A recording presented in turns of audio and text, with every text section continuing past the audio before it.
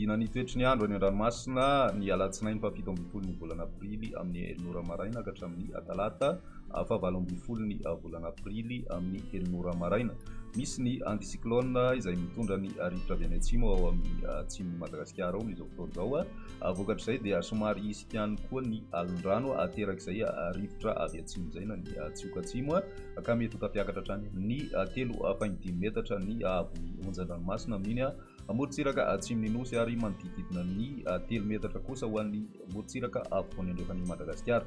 Manoloan'izay dia misy ny fampitandremana noho izay haavon'ny alondrano izay ho an'ny morotsiraka manomboka ny Besalampy izay makany Toliara, fampitandremana miloko mavo ary fampitandremana miloko mena kosa manomboka ny Morombeka hatrany Taolagnaro.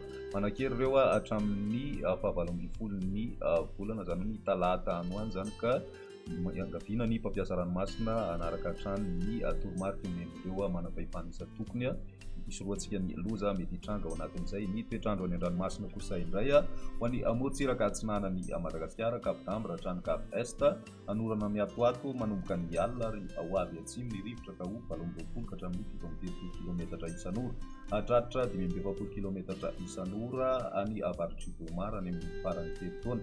Anonja be ny ranomasina ary ny haavon'ny onja dia manodidina ny 2 metatra amin'ny ankapobeny. Cap Est hatrany Manoro anorana miatoato mandritry ny fizarana faharoa amin'ny teloptaona ary ho avy atsimo ny rivotra ka ho 9 ka hatramin'ny 20 kilometatra isan'ora.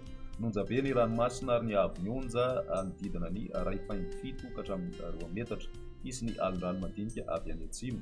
Manoro hatrany Taolagnaro anorana malefaka any avaratry Manakara ary ho avy atsimo atsinanana ny rivotra ka ho 9 ka hatramin'ny 9 kilometatra isan'ora. Ho avy atsimo kosa ny any avaratry Mananjary ka ho 9 ka hatramin'ny 18 kilometatra isan'ora. Anonja be na ahery ny ranomasina ary ny haavon'ny onja 2 metatra hatratra 3 metatra any atsimon'ny Vangaindrano. Taolagnaro hatrany Cap Sainte-Marie andrahoana mitsitokotokona ibalika ny masoandro ary ho avy atsinanana ny rivotra ka ho 9 ka hatramin'ny 18 kilometatra isan'ora. Ahery ny ranomasina ary ny haavon'ny onja dia 3.5 metatra isy ny alondrano fonony avy any atsimo andrefana. Ho an'ny morotsiraka andrefana kosa Cap Sainte-Marie hatrany Cap Saint-Vincent andrahoana bitsina ibalika ny masoandro ary ho avy atsimo atsinanana ny rivotra ka ho 20 ka hatramin'ny 17 kilometatra isan'ora, hatratra 19 kilometatra isan'ora indraindray. Ahery amin'ny ankapobeny ny ranomasina ary ny haavon'ny onja dia manodidina ny 3 ka hatramin'ny 3.5 metatra isy ny alondrano fonony avy any atsimo.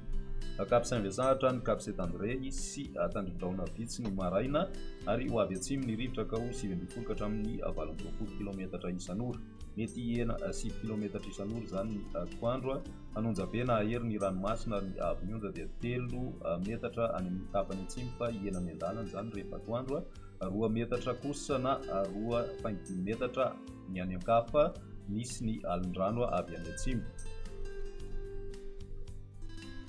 Cap Saint-André hatrany Analalava andrahoana amin'ny ankapobeny amin'ny maraina ibalika kosa ny masoandro rehefa atoandro ary ho avy atsimo atsinanana na atsinanana ny rivotra ka ho 9 ka hatramin'ny 17 kilometatra isan'ora, hatratra 20 ka hatramin'ny 17 kilometatra isan'ora amin'ny maraina indrindra manakaiky ny Mahajanga. Totony ny ranomasina ary ny haavon'ny onja ho latsaky ny 2 metatra. Analalava hatrany Cap d'Ambre andrahoana mitsitokotoko ary ho avy atsinanana ny rivotra amin'ny tendrony avaratra ka ho 9 ka hatramin'ny 20 kilometatra isan'ora. Tovaova kosa ny any ankafa ka ho 9 kilometatra isan'ora. Totony ny ranomasina ary ny haavon'ny onja ho latsaky ny 2 metatra.